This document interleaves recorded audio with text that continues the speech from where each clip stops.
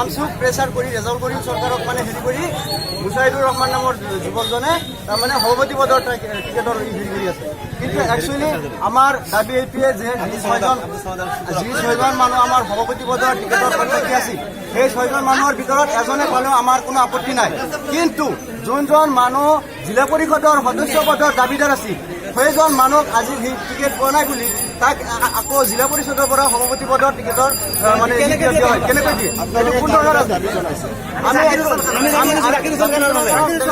ৰাইজে বিচাৰিছে চাব পাৰে, আপোনালোকে ৰিচাৰ্চ কৰি চাব পাৰে।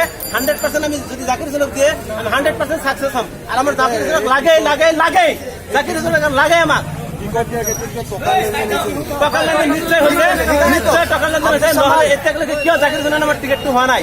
তেওঁৰ আমাৰ টিকেট হৈছে বুলি আমি অলৰেডি গম পাইছিলোঁ। কালি 12টাৰ পৰা কালি 12টা বজাৰ পিছৰ পৰা মুছাহিদ হুছেইনৰ নামটো জেনেৰেলত কেনেকৈ আহে? টকা নহ'লে কেনেকৈ আহে? নিশ্চয় টকা লেনদেন হৈছে।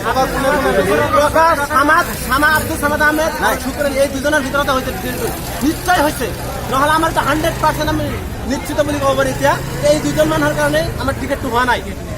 আমাৰ মূল দাবীটো হ'ল বৰপেটা আমাৰ হুকমানা জিপি টিকেটৰ কোনো বিসংগতি হ'ব নালাগে। যোনে ন্যায্য দাবীদাৰ, যোনে যোগ্য পাৰফেক্ট, তাকে টিকেটটো দিব লাগে।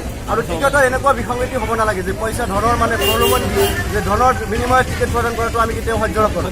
তেনেহ'লে কিন্তু আমি তৃণমূল পৰ্যায়ৰ পৰা টিকেট নাই জিকিবই নোৱাৰে।